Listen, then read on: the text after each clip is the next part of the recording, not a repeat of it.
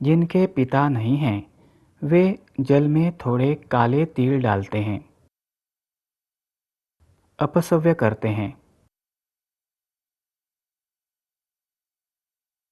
अर्थात जनेऊ को दाहिने कंधे पर रखते हैं।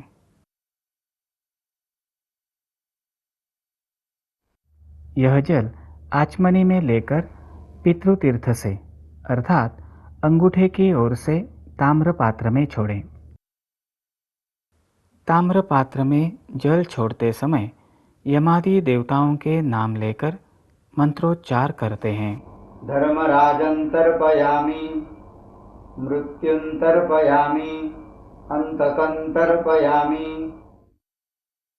आइए यमतर्पण विधि के सूक्ष्म परिणाम समझने हेतु अब देखते हैं हिंदू जनजागृति समिति की सूक्ष्म चित्रकार साधिका कुमारी प्रियंका लोटलीकर जी द्वारा बनाया गया सूक्ष्म चित्र। असामयिक मृत्यु न आए इसलिए व्यक्ति अभ्यंग स्नान के उपरांत दूतों सह यम और चित्रगुप्त से भावपूर्ण प्रार्थना करता है। उस समय व्यक्ति में भाव का वलय निर्माण होता है। अभ्यंग स्नान के उपरांत व्यक्ति में ईश्वरीय तत्व का प्रवाह आकृष्ट होता है और ईश्वरीय तत्व का वलय निर्मित होता है। व्यक्ति में चैतन्य का प्रवाह आकृष्ट होता है और चैतन्य का वलय निर्मित होता है। यमादि देवताओं से शक्ति का प्रवाह व्यक्ति की ओर आकृष्ट होता है और उन देवताओं की शक्ति का वलय निर्मित होता है। यमादि देवताओं को यमतर्पण अर्थात अक्षत और जल अर्पण करते समय ताम्र पात्र से व्यक्ति की ओर शक्ति के प्रवाह का वहन होता है। व्यक्ति के देह में शक्ति के कण कार्यरत स्वरूप में घूमते रहते हैं। अनिष्ट शक्तियों से व्यक्ति का रक्षण होकर उसके देह के चारों ओर सुरक्षा कवच निर्माण होता है। हमने यमतर्पण के सूक्ष्म परिणाम समझ लिए। जल छोड़ने के उपरांत दक्षिण दिशा की ओर मुख कर खड़े होते हैं। दोनों हाथ ऊपर कर एक श्लोक 10 बार बोलते हैं। जिनके पिता नहीं हैं उनके लिए भी इस श्लोक का उच्चारण करना अनिवार्य है। आइए सुनते हैं यह श्लोक। यमो निहंता पितृधर्मराजो वैवस्वतो दंडधरश्च कालः भूतादिपो दत्तकृतानुसारी कृतांत एकदशभिर्जपन्ति। इसका अर्थ है यम निहंता पिता धर्मराज वैवस्वत अर्थात सूर्यपुत्र दंडधर काल भूतादीप अर्थात प्राणी मात्र के स्वामी दत्तकृतानुसारी अर्थात वे जो उन्हें मृत्युहरण का दिया हुआ कार्य करते हैं तथा कृतांत इन 10 नामों से यमदेव का जप करते हैं। श्लोक पठन के कारण होने वाली सूक्ष्म स्तरीय प्रक्रिया समझ लेते हैं। कुमारी प्रियंका लोटलीकर जी को प्राप्त ईश्वरीय ज्ञान पर आधारित चित्र द्वारा दक्षिण दिशा की ओर मुख कर दोनों हाथ ऊपर उठाकर श्लोक उच्चारण करने से दक्षिण दिशा की ओर से आने वाली यम तरंगे मंत्र शक्ति के कारण व्यक्ति को प्राप्त होती हैं।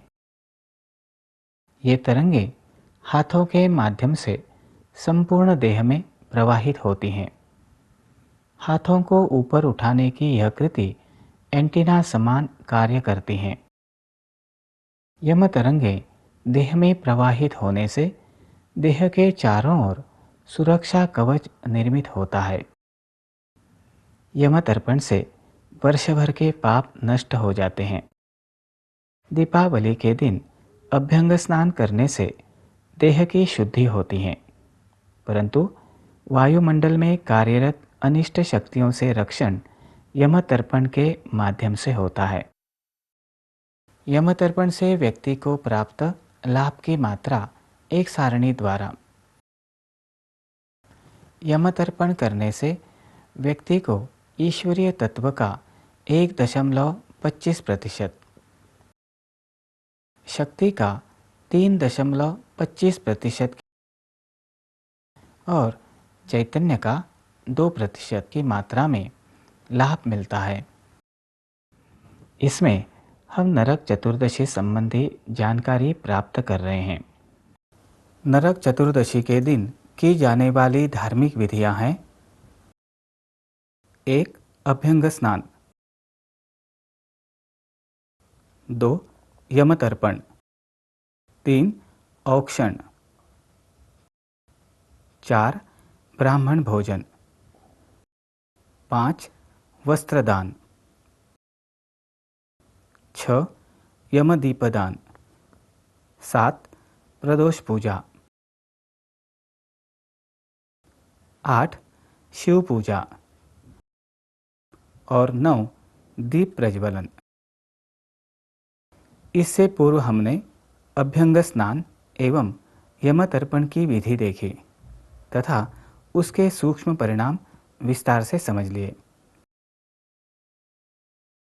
अब देखते हैं दूसरी विधि, औक्षण। यम तर्पण की विधि पूर्ण होने के पश्चात स्नान कर नए वस्त्र परिधान करने पर पुनः औक्षण करते हैं। औक्षण करते समय घर की वयोवृद्ध स्त्री द्वारा प्रथम कुमकुम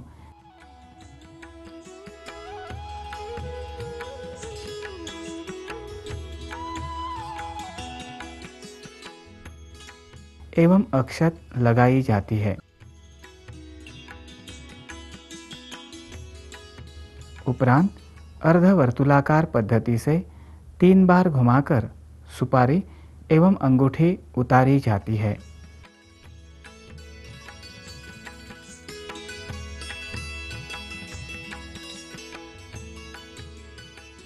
अंत में अर्धवर्तुलाकार पद्धति से 3 बार घुमाकर आरती उतारी जाती है।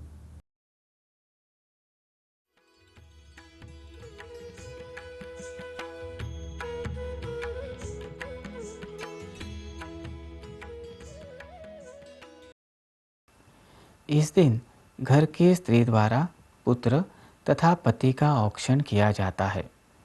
अब समझ लेते हैं। नरक चतुर्दशी के दिन स्त्री द्वारा पुत्र तथा पति का औक्षण किए जाने का कारण। पुरुषों में लय से संबंधित ऊर्जा तरंगों को ग्रहण करने की क्षमता होती है।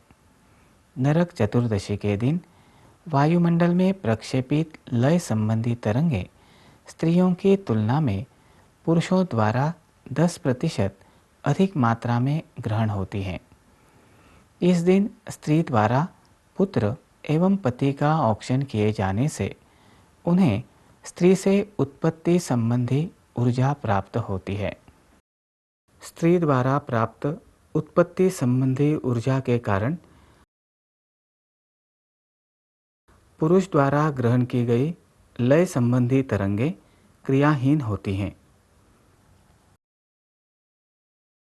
इस प्रक्रिया द्वारा पुरुषों का रक्षण होता है। आइए अब देखते हैं चौथी विधि, ब्राह्मण भोजन। नरक चतुर्दशी पर ब्राह्मण भोजन कराना अर्थात धर्म कार्य के लिए ब्राह्मण के माध्यम से अवतरित ईश्वर के प्रति कृतज्ञता व्यक्त करना। देखते हैं पांचवी विधि, वस्त्रदान के बारे में। वस्त्रदान करना अर्थात देवताओं की तरंगों को भूतल पर आने के लिए आवाहन करना। इस माध्यम से ईश्वर को प्रत्यक्ष कार्य करने के लिए जागृत किया जाता है। देखते हैं छठी विधि, यमदीपदान के बारे में।